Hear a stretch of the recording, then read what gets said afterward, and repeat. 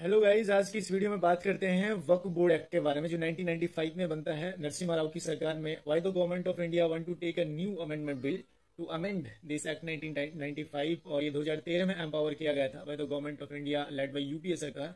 और क्या पावर है इनके पास है वक्फ बोर्ड के पास में, और कितना रेवेन्यू जनरेट किया जाता है।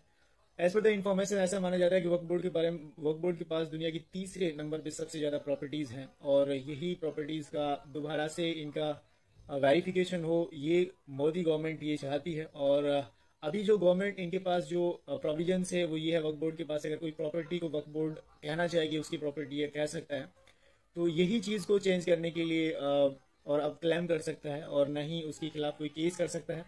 हाँ, अगर किसी आदमी के पास कोई अगर कागज है तो वो कागज लेके वक्फ बोर्ड का जो एक ट्रिब्यूनल कोड बना हुआ है उसमें जा सकता है। तो इन शक्तियों को कम करने के लिए basically government of India want amendment on the bill of 1995 empower करता है 2013 जो बिल है, और ये बना था नरसिम्हा राव की सरकार में।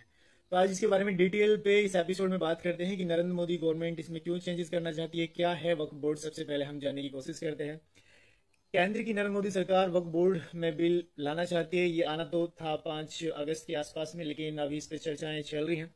और एक बात मैं इंपॉर्टेंट आपको ये बता दूं कि अगर आप वक्फ बोर्ड में की जो कार्य हैं उनसे अगर संतुष्ट हैं और वक्फ बोर्ड के साथ में हैं, तो आप इनकी क्यूआर कोड को स्कैन करके और एक कंप्लेंट रजिस्टर कर सकते हैं गवर्नमेंट ऑफ इंडिया के पास, सेक्रेटरी के पास, जो इस जो न्यू अमेंडमेंट बिल है उसको रोकने में शायद हेल्प करेगी। आप तो कहीं भी गूगल पे सर्च कर सकते हैं QR code for complaint to register complaint against bill of new amendment on Waqf board.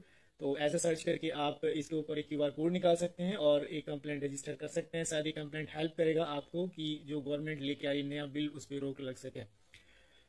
तो वक्फ का मतलब क्या है? वक्फ एक अल्लाह के नाम यानी ऐसी जमीन जो किसी व्यक्ति या संस्था के नाम की नहीं है। वक्फ बोर्ड का सर्वेयर होता है, वही तय करता है कि कौन सी संपत्ति वक्फ की है और कौन सी संपत्ति नहीं है।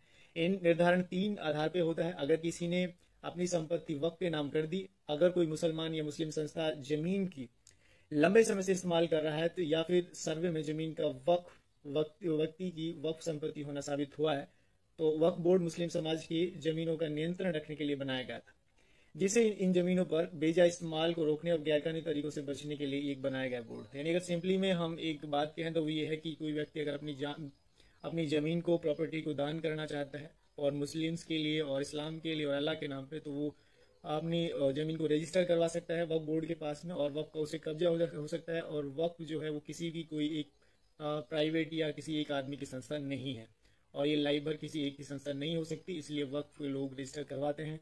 वक्फ आप जो प्रॉपर्टीज हैं, चाहे वो कब्रिस्तान है, बहुत सारी जगह आपने वक्फ प्रॉपर्टीज देखी होंगी, तो ये वही वक्फ प्रॉपर्टी है।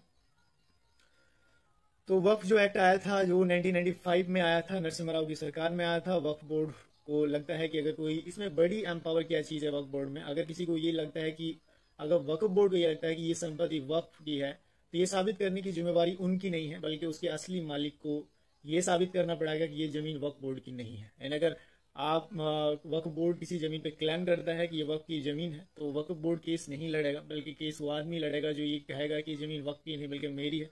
उसको कागज दिखाना पड़ेगा। बल्कि गवर्नमेंट ऑफ इंडिया का मानना ये है कि बहुत सारे लोगों के पास जमीन के दस्तावेज नहीं होते हैं, इसलिए वक्फ का जो यूज हो रहा है वो गलत तरीके से किया जा रहा है, और वक्फ जमीन को हड़प लेती है अगर किसी के पास कागज नहीं है। ऐसा गवर्नमेंट ऑफ इंडिया के जो बहुत सारे जो लोग हैं वो ये बात मानते हैं कि इसमें इसलिए अमेंडमेंट होना जरूरी है, क्योंकि अगर किसी के पास कोई कागज नहीं है तो वो जमीन ऑब्वियसली वक्फ की हो जाती है।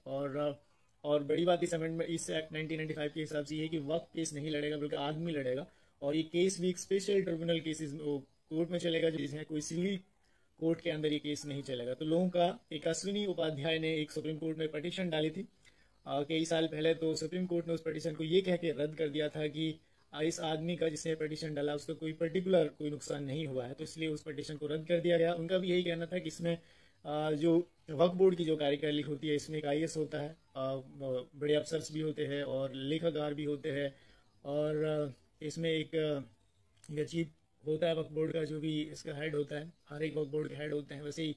तो उन सबका जो उनको जो तनख्वाहें मिलती है वो इसकी जो लोगों के टैक्स से मिलता है। हालांकि इसके बारे में मुझे इतना नहीं पता कि टैक्स से चलती है, कैसे चलती है या दिया जाता है। ये बात अश्विनी उपाध्याय ने कही। तो उन्होंने ये भी कहा था कि जब सरकार मस्जिदों से या मदरसों से कोई टैक्स या कुछ नहीं लेती है, तो फिर इनको ये सैलरीज ये जो बड़े बड़े अफसर इसमें शामिल होते हैं उनको क्यों देती है। तो ये बात अश्विनी उपाध्याय ने सुप्रीम कोर्ट में कही थी और उसने कुछ आर्टिकल 27 का हवाला दिया था या 40 का हवाला देते हुए उन्होंने ये बात कही थी कि ये उस तरह से असंवैधानिक है। हालांकि सुप्रीम कोर्ट ने ये कहा उस टाइम कि उनका कोई पर्टिकुलर इसमें नुकसान नहीं हुआ है, तो इसलिए इस पर कुछ भी कोई दिक्कत सुप्रीम कोर्ट ने उसकी पिटीशन को रिजेक्ट कर दिया था।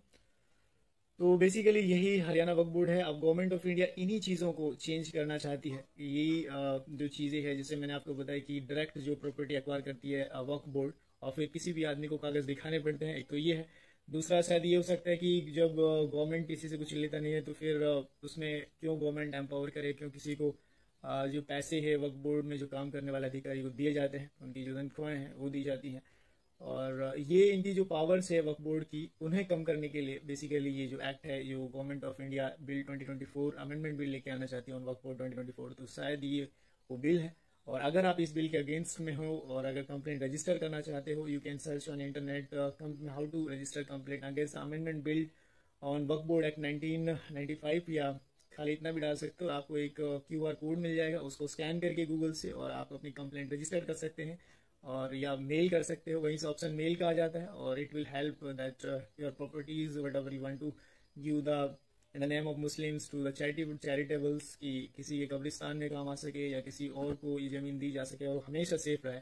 तो आपका ये कॉन्ट्रीब्यूशन शायद हेल्प कर सकता है। और अगर कोई अमेंडमेंट गवर्नमेंट करेगी तो जो आपको देखते हैं उसमें क्या होता है।